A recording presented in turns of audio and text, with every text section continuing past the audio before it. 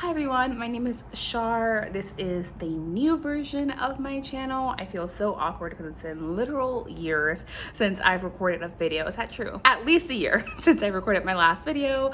I decided that I wanted to start a booktube channel for a lot of reasons. One of the main ones being, one, I obviously love to read and I love talking about the books that I've read and hearing other people's opinions about the books that they're reading. So I thought this would be a fun idea. But two is that there's potentially a massive life update coming up. I will keep that to myself for now, but I wanted to have something already established and in place, something that I could carry with me wherever I end up going in the future. But today, as you can see, we are going to do a wrap-up, a June wrap-up of all the books I read last month. And I would say June is my best reading month of the year. Second to that is January, and the other month between that I was in reading slumps. So without further ado, I'm gonna jump in and tell you all of my thoughts about the books that I read. The fun part is you're gonna get to know me, is I am going to give you my best summary of what happened in that book, and I won't actually look at the summary or anything like that. I'll tell you what I remembered of it. So the very first book that I read in June was And the Trees Crept In, and that was by Dawn Kurtagich.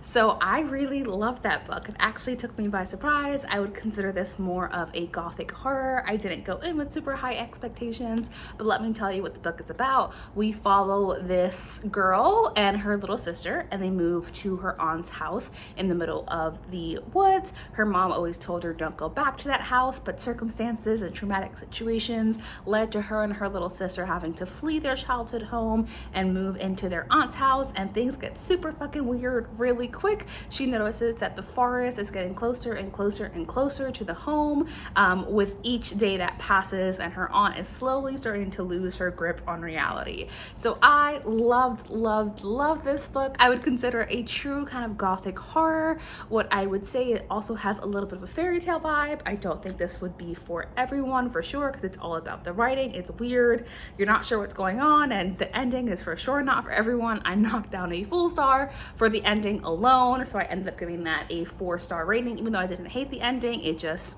was not the ending I was envisioning for the story. So the next book that I finished was Tokyo Ghoul Volume 2. I really enjoyed this. I loved reading Tokyo Ghoul a few months ago. I thought it was a really interesting story and gave it 5 stars. So Tokyo Ghoul is this graphic novel about a boy who ends up in an accident and he gets a transplant of this girl that died. However, the organ that he received in that transplant to save his life actually belonged to a ghoul, the equivalent of a zombie, and we follow his storyline. This was volume 2, so I can't tell you too much about it. Obviously it's a sequel, but we follow the same cast of characters and learn more about the ghoul world in Tokyo and the agents who know about the ghouls. I enjoyed it, but it wasn't my favorite, especially in comparison to the first one, so I ended up giving that a 3-star rating. Then I read The Haunting of Lee Harper, and this was a buddy read with a bookstagram bestie of mine. We had a really good time reading it, and it was just fun kind of going back and forth with her about what was going on in the story and whether or not it made sense. So The Haunting of Lee Harper is a book by Darcy Coates. It is about this woman lives in her house and weird shit starts happening. She's hearing like noises and she's seeing shadows, and the house is hella fucking haunted. She's freaked out, but no one really around her seems to care. And there's this weird storyline going on with her sister. I won't spoil it, but I will say I definitely really liked the ending, and I liked the way that Darcy Coates tied it all together. It wasn't my favorite Darcy Coates, so last year I participated in Summerween and I started reading Darcy Coates then. I went on a binge of Darcy Coates. I tend to love all of her books. They are very much what I would describe as like cozy paranormal horror. If you want true paranormal haunting, like it is a ghost, you just don't think it's a ghost, it is actually a fucking ghost, I would definitely recommend Darcy Coates. But this wasn't my favorite of hers. We're following a perspective she hasn't done before, or at least I haven't read before, and it was really interesting to read, but definitely not my favorite. I ended up giving that one 3 stars. Then we have my Heather Walter obsession.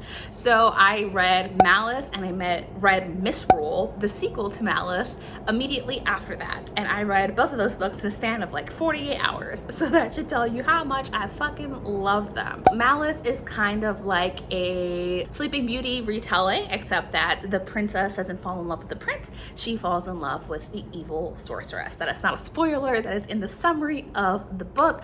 This is more, I would say, of like a character study. We've really come to understand how our main character Alice becomes, she's never called Maleficent, she's not Maleficent, but she's very much inspired by Maleficent. So we're following her villain character arc. How does she end up at that point in the first book? I fucking loved it. I gave it 5 stars. Don't go in expecting like crazy plot twist or dramatic story or ton of actions. This is really a character driven story. You are following Alice and you're learning more about her world, what she's hoping to accomplish, how she's treated, and how she ends up being the gorgeous badass fucking villain that we had come to know and love. I really loved it. And a few years ago when Maleficent first came out, that was like the Disney movie with Angelina Jolie, I was obsessed. Y'all know I love a dark-haired villain, and she was everything. This book is also sapphic because, again, I said the princess falls in love with the sorceress, so it was really amazing. I gave it 5 stars. I read the sequel, which I really loved too. I love the complexity that Heather Walter added into the relationship and the realities of Maleficent being who she is, and then her love interest being who she is as well. It was just a really great time. I gave that 4.5 stars, but I really did love it. Then I read Loveless by Alice Oseman. I give this book 5 stars. I really did enjoy it. I would say that it's not my favorite book in the world, but I definitely appreciate the representation that was in there. It gave me a lot to think about in terms of my own identity and how I experience the world, and I related to Alice in so many ways, so I really did. Is her name Alice? Oh my gosh, no. Her name is Georgia. Alice was our previous character, Georgia. I related to Georgia in so many ways, and I really did love this book, and it helped me come to terms and accept a lot of aspects of my own identity. So then I read Squad by Maggie Takuta Hall, and that was a graphic novel. I love the art style in this book so much. Before I jump into all of my opinions, let me tell you about this book.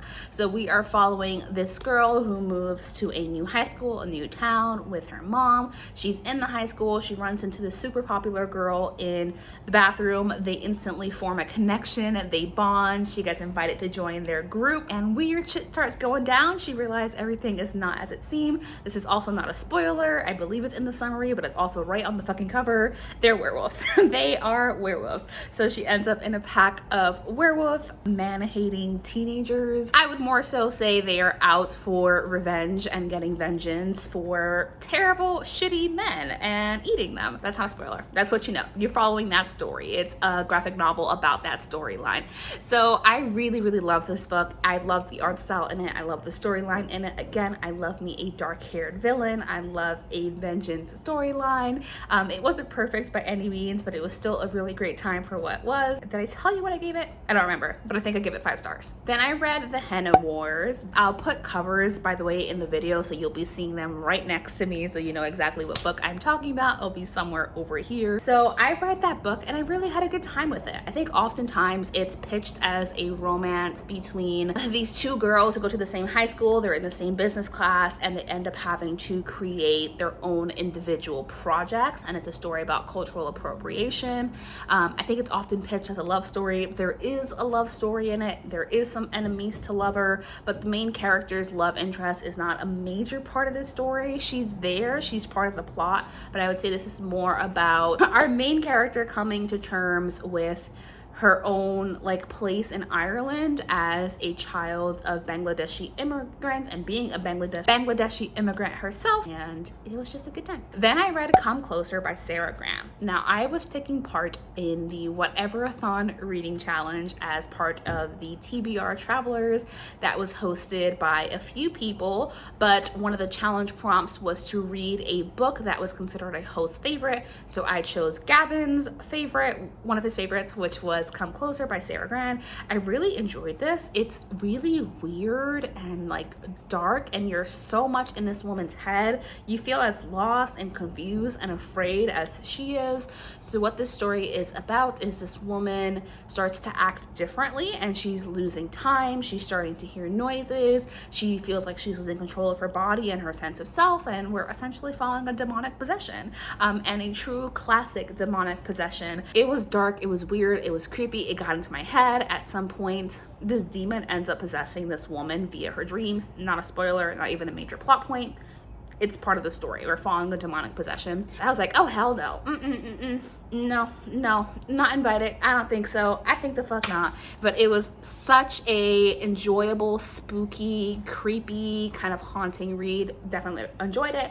I gave it 4 stars, I think, overall. Then I read The Half-Orc Maiden Bride by Ruby Dixon. Now, I've read a lot of Ruby Dixon's work. I read the Barbarian Alien series. I've read most of them, not all of them. I definitely skipped certain novels because I heard I should skip certain novels. And then I read her Fire Blood Dragon series. I don't know. I'll pop a picture up somewhere so you know what series I am talking about. So I did read a short novel. This was The Half-Orc's Maiden Bride. Now, what I did not realize going into this is that this was set in the same world as the King's Spinster Bride. So we are following this woman. Her father ends up marrying her off to a half-orc lord because they need the money, they need to save the land, and we're following their journey to marriage over the span of few days. It's very insta-love. I'm talking, these people knew each other for less than 2 weeks, less than a week at that, and they were completely in love. But what I did love is that our female character was a very feminine, like other girls character. I really enjoyed that. And she was also an older character. She was 30 years old and she has no sexual experience at all. So this story is very much erotica. It is following her and her husband, or her to-be husband, and letting her discover and explore her own sexuality in a safe and comfortable way with her partner. So it was an enjoyable time, but I will say I'm not a stranger to erotica. I do tend to read a lot of erotic novels, but this novel made me blush, and that's because there's a lot of exhibitionism and voyeurism in there as part of some of the wedding traditions of our orc lord. But I still gave this book, I think, like 3.5 stars overall. The next book I read was Sweat and Soap Volume 6, and I've been reading the Sweat and Soap series the past year or so, very much inspired by Mina Reeds. I know that she really loves this series, so I started reading it last year around the same time that she was talking about it. I really enjoy it. It's a super sweet romance manga about 2 characters who work in the same kind of soap factory scent manufacturing place, and they fall in love. It's really cute. It's really sweet. Warning that the first novel definitely has a scent kink. Our main male character is initially kind of creepy, but it ends up very, very sweet. In novel 6, we are just following more of their love story and them adjusting to living together for the first time. So it was a really cute novel. Again, a great way for me to up my reading goal count, get closer to that 25. You know I didn't accomplish it. You can see in the title of this video that I did not accomplish it. I really just thought this was a really sweet novel and just a perfect palate cleanser between this book and the next book that I read. Then, to continue with the trend of moving up on my reading goal, I have a couple of more books that I read to get that count up. So I read Mooncake by Suzanne Walker. By the way, I think I'm going to edit this out in the video, but if you see me looking this way quite a bit, it's because that's where my laptop is and I'm recording on my phone. So I need to look at my Goodreads to remember what I read. So I read Mooncakes. I think I went into this with too high of expectation. From what I can remember about this summary, it is about this witch and she encounters a werewolf, and there's some weird shit going on with like magical spirits and demons in the forest, and she and the werewolf are trying to figure out what is going on.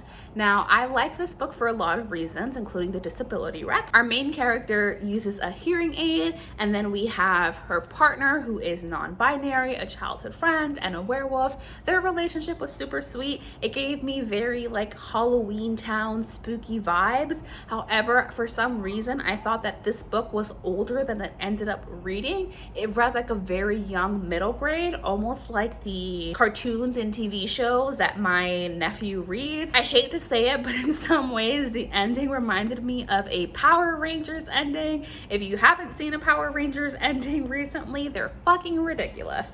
So I ended up giving this graphic novel a 3-star. Okay, well, you're gonna have to excuse the lighting. I'm trying to fix it. This is just the angle that the sun is coming in from my windows.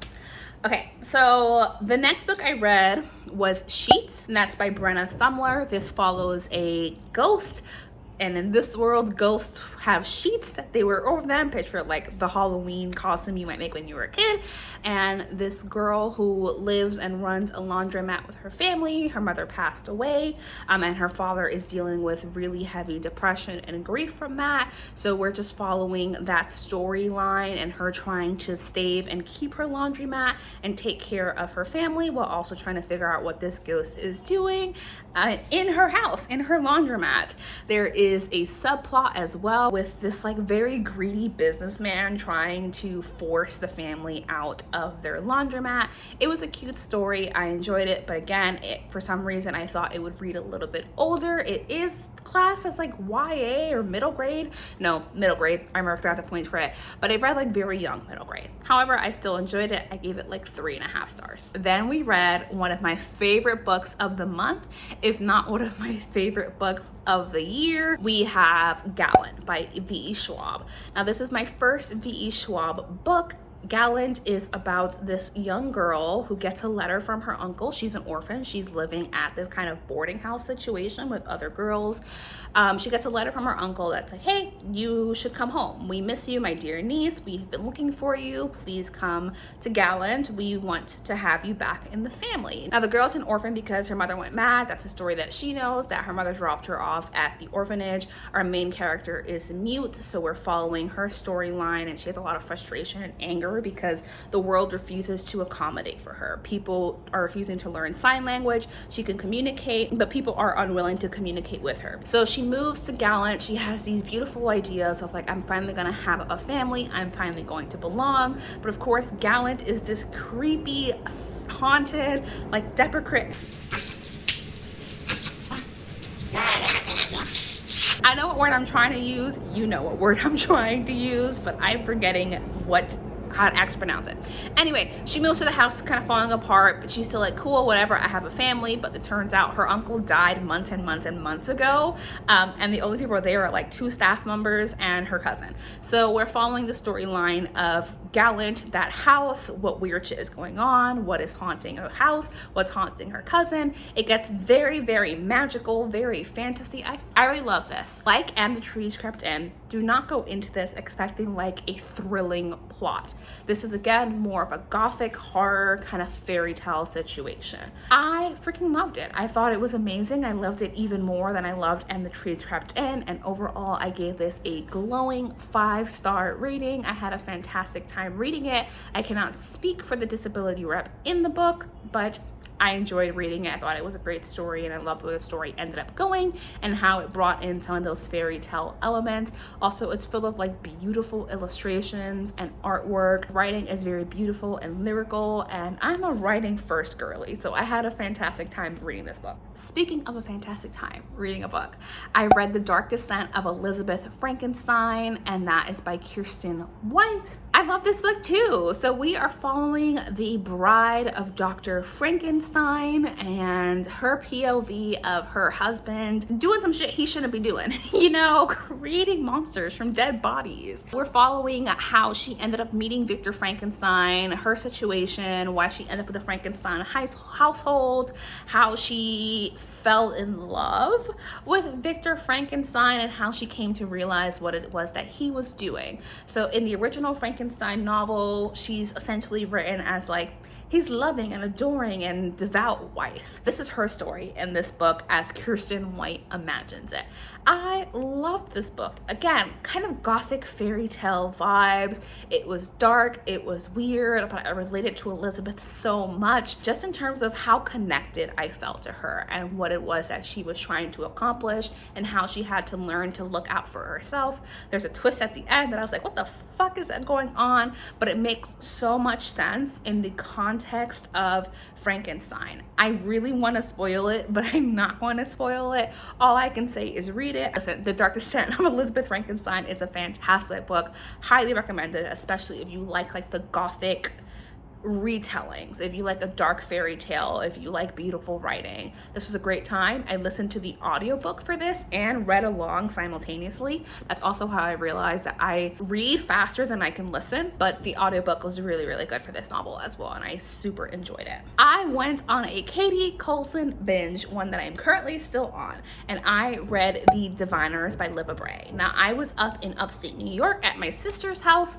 kind of stranded because I didn't have a car, but I was having a good time. I was vibing. I wanted an audiobook to listen to, so I ended up listening to The Diviners. Yes, the audiobook is as fantastic as people say it is. I had such an amazing time reading this novel. It was fun, exciting, dark, creepy, scary, loving. Like, there's a found family in there, and all these characters have their own magical ability. Speaking of magical ability, let me tell you what the plot is, just in case you've been living under a rock and you don't know what the plot of The Diviners is. So The Diviners is set in the 1920s in the US. We follow this girl named Evie O'Neill. Evie has this magical ability to read people's memories, read their past, know their secrets by touching an object of theirs. She gets a little bit sloshed at a party and uses this party trick and ends up sharing a secret of a very prominent figure in her small, I think, Ohio town. Her parents are like, absolutely not, Evie, and they send her ass to New York City. Now, I live in New York City. I was born and raised in New York City. I currently still live here, and I loved it. I loved the New York City setting. So we follow a cast of characters. We're following Evie. We're following Memphis. We're following a little bit of Theta, a bit of Mabel. So all these characters, and there is a serial killer called Naughty John in New York City, and they're trying to figure out what's going on because Evie's uncle is brought into the murder investigation, and Evie is using her gift to figure out what's going on, and all the diviners play their role in this. I had such a good time reading this. I had high expectations, but I am so happy to say those expectations were met. If the sun can stop setting, that would be great. The sun sets at 9 p.m. It's 6 o'clock. Why is it playing games with me? I don't fucking know. Anyway, this was fantastic. I love the New York City setting. I love the found family element. I love the magical element. Naughty John was fucking scary as hell. And Libba Bray does not shy away from the racist, xenophobic, anti-immigrant rhetoric of the 1920s, which I love. I hate reading historical novels and they don't have a single person of color. I have a reading vlog coming up, so you'll see if that comes to fruition later on. But this did not shy away from it, and I really loved it. And Memphis is running around the neighborhood that I'm super familiar with, so it was just fun to read about it from that perspective. And the audiobook 100% is the way to go. It is just one woman narrating the audiobook, but she has so many voices and amazing accents that it felt like a full cast. So it was just a really fantastic time, as I've been saying this whole time. Highly recommend it. I give that 5 stars. I will be reading the sequel, hopefully in a reading vlog coming up, but maybe on my own time. We'll see. Beneath the Sugar Sky, the Wayward Children series by Shonda McGuire. I give this book 2 stars. We are following, okay, the Wayward Children series is this kind of portal fantasy where children who have gone into their magical world and come back to real life are having a hard time adjusting. Their family send them to Eleanor West's home for wayward children. I didn't love the first novel, so I don't know why I continued with the second novel. I hated it, and the reason why I hated it is because I've heard this was like the weakest book in the series, but people said that was like, oh, I just don't understand confection. And I was like, well, I think I would love a confection world. I like nonsense. No, this was nonsense to the point where it doesn't even fucking make sense. Like, nothing makes sense. I don't understand a damn thing that happened. No, I can't even tell you the plot because I don't know what the hell was going on. Sumi's daughter, Sumi's a character in one of the first books. Her daughter comes into our world and she's like, yo, where the fuck is my mom? And they're trying to save Remy, which is Sumi's daughter. No. 2 stars. Speaking of 2 stars, I finally finished The Book of Cold Cases by Simone St. James. I should have started with The Sundown Motel with Simone St. James, but I started The Book of Cold Cases because I was like, oh, a horror true crime blogger interviewing a former serial killer at her haunted ass fucking house. Sounds amazing, right? It was boring. How do you make a plot about a serial killer and a true crime writer in a haunted house boring. I don't know, but it was fucking boring. It took me 2 months to finish this book, but I did finish it in June, so it counts towards my June wrap up. 2 stars. It's 3 stars on my Goodread because the ending was okay. I bumped it up to 2.5, but 2 star is my overall enjoyment level, and I actually bought that audiobook. Anyway, moving on. Oh, we definitely ended off the month on a weak note. As you can see, I was rushing to try to reach my goal. I didn't reach my goal. I think I read like 19 books in the month of June, but they were like full-length novels, so it was fine. I read The Monster of Eldenhaven by Jennifer, I can't pronounce her last name, I'm sorry. Book is, again, here in the video. I wanted to love this. I went in not knowing really what the plot was. I was just trying to get to my TBR because I'm trying to read as much of my TBR as possible this year, and if I can, read mostly from my TBR. Can I even tell you what this book was about? It was weird. We're following this man who's a monster and a serial killer. And he meets this other man, and this man has secrets and is hella manipulative, and somehow there's a love story in there, but there's also a plot for vengeance. It's very magical, it's very strange. I wanted to love it, I just didn't, because I didn't know what the hell was going on. It didn't make any sense to me. I was confused. The love story felt like it was shoved in there. We jumped from it was just odd. It felt like this. Reading it felt like this, okay? I gave that book 2 stars, but that comes to the end of all of the books that I read in June. I'm super excited for July because of course it is Summerween. This will be my 2nd time participating in Summerween. I have really fun TBR plans, so hopefully I am currently planning to do daily vlogs for that, but we shall see, just depending on how work looks like for me in that month. Let me know if you read any of the books that I mentioned in this wrap up, or if I hated a book and you're like, nah girl, that book was good, you don't agree with me, sound off in the comments respectfully. We can have different opinions about books, but let me know if there's something that you feel like I missed, or if there's a book that I mentioned that I fucking loved and you loved it too. So thank you so much for watching this video. Hopefully we'll sort out lighting in the future when there's less clouds happening, and I'm gonna see you in my next video. Bye.